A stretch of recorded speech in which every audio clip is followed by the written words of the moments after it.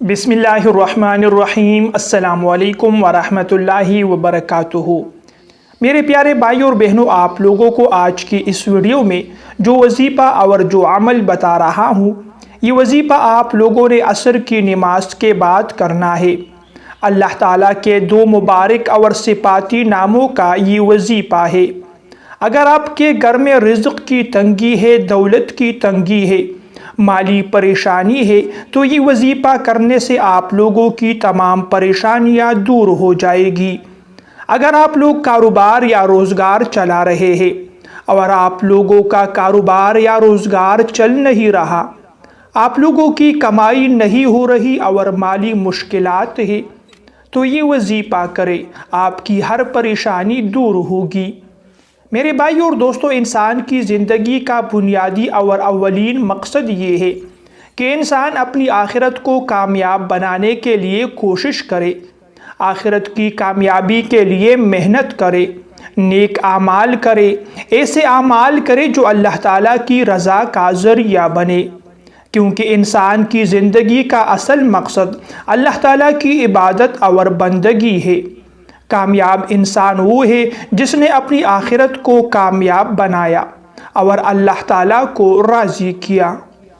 لیکن انسان کو زندگی گزارنے کے لیے مال و دولت کی بھی ضرورت پڑتی ہے، کیونکہ مال و دولت کے بغیر انسان کی زندگی کا گزرنا بھی مشکل بلکہ ناممکن ہے۔ ہر انسان کو دولت اور پیسہ چاہیے۔ اس کی بہت سی ایسی ضروریات ہیں جو مال و دولت کے بغیر پوری نہیں ہو سکتی، اور دین اسلام نے انسانوں کو دولت پیسہ کمانے سے منع نہیں فرمایا ہے، بلکہ جو لوگ حلال کمائی کرتے ہیں، حلال رزق کماتے ہیں، اس کے لیے محنت اور مشقت کرتے ہیں، تو رسول کریم صلی اللہ علیہ وسلم نے ان لوگوں کی تعریف بھی کی ہے۔ ایک حدیث میں آپ صلی اللہ علیہ وسلم نے فرمایا، جس کا مفہوم یہ ہے کہ حلال رزق کے لیے محنت کرنے والا اللہ تعالیٰ کا دوست ہوتا ہے۔ ایک بار رسول اللہ صلی اللہ علیہ وسلم کی خدمت میں ایک انصاری صحابی آئے اور انہوں نے آپ صلی اللہ علیہ وسلم سے کچھ سوال کیا۔ آپ صلی اللہ علیہ وسلم نے دریافت فرمایا، تمہارے گھر میں کچھ سامان بھی ہے؟ صحابی نے کہا، یا رسول اللہ، صرف دو چیزیں ہیں، ایک ٹاٹ کا بچونا ہے جس کو ہم اوڑھتے بھی ہیں اور بچاتے بھی ہیں، اور ایک پانی کا پیالہ ہے۔ آپ صلی اللہ علیہ وسلم نے فرمایا، یہ دونوں چیزیں میرے پاس لے آؤ۔ وہ انصاری صحابی دونوں چیزیں لے کر حاضر ہو گئے۔ آپ صلی اللہ علیہ وسلم نے وہ دونوں چیزیں 2 درہم میں نیلام کر دیا، اور 2 درہم ان کے حوالے کرتے ہوئے فرمایا، جاؤ 1 درہم سے تو کچھ کھانے پینے کا سامان خرید کر گھر والوں کو دے آؤ، اور 1 درہم سے 1 کلہاڑی خرید کر لاؤ۔ وہ کلہاڑی لے کر آئے تو آپ صلی اللہ علیہ وسلم نے کلہاڑی میں اپنے مبارک ہاتھوں سے دستہ لگایا اور فرمایا، جاؤ جنگل سے لکڑیاں کاٹ کاٹ کر لاؤ اور بازار میں بیچو، 15 دن کے بعد ہمارے پاس آ کر رودات سنانا۔ وہ 15 دن کے بعد صحابی رضی اللہ تعالیٰ عنہ جب حاضر ہوئے تو انہوں نے 10 درہم جمع کر لیے تھے۔ آپ صلی اللہ علیہ وسلم خوش ہوئے اور فرمایا، یہ محنت کی کمائی تمہارے لیے اس سے کہیں بہتر ہے کہ تم لوگوں سے مانگتے پھرو اور قیامت کے روز تمہارے چہرے پر بھیک مانگنے کا داغ ہو۔ میرے بھائی اور دوستو، جو وظیفہ آپ لوگوں کو آج کی اس ویڈیو میں بتا رہا ہوں، آپ لوگوں نے عصر کی نماز کے بعد کرنا ہے۔ یاد رہے کہ یہ وظیفہ صرف وہی لوگ کر سکتے ہیں جو عصر کی نماز پڑھتا ہے، پابندی کے ساتھ اور جماعت کے ساتھ نماز پڑھے گا تو وہی اس وظیفے پر عمل کر سکتا ہے۔ اس وظیفے کو فائدہ مند اور مؤثر بنانے کے لیے 5 وقت کی نماز کی پابندی کرے، گناہوں سے خود کو محفوظ رکھے۔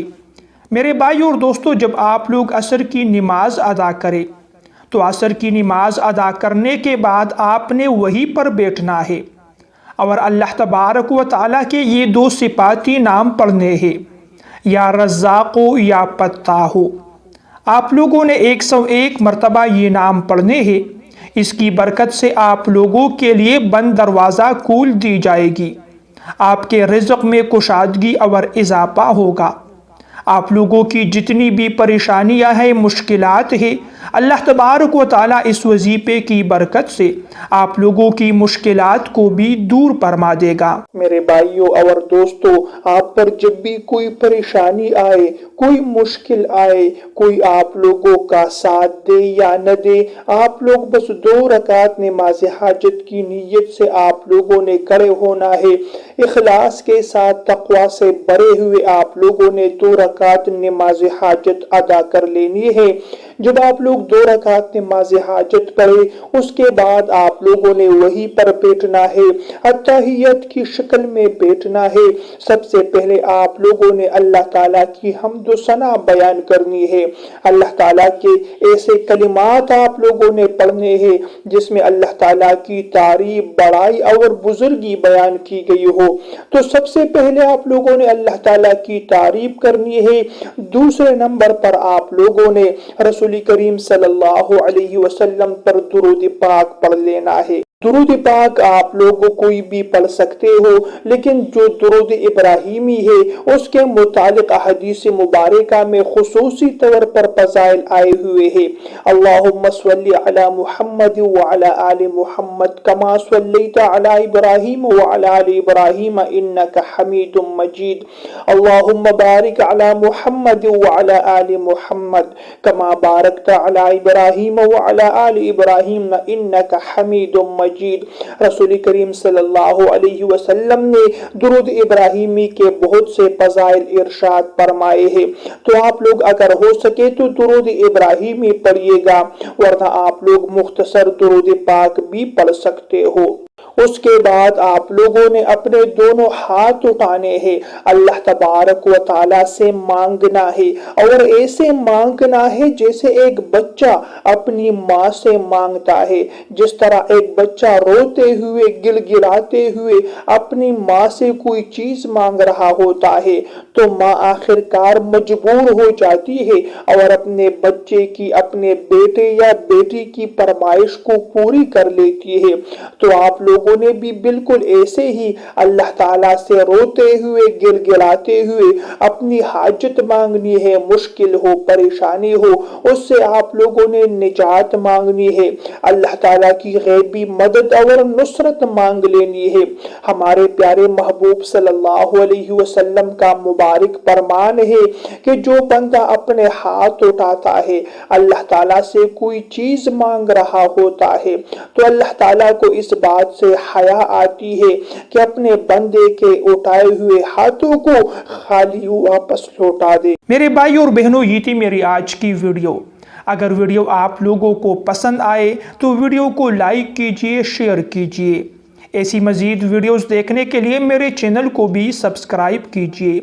اگلی ویڈیو تک کے لیے آپ لوگوں سے اجازت چاہتا ہوں۔ اللہ نگہبان۔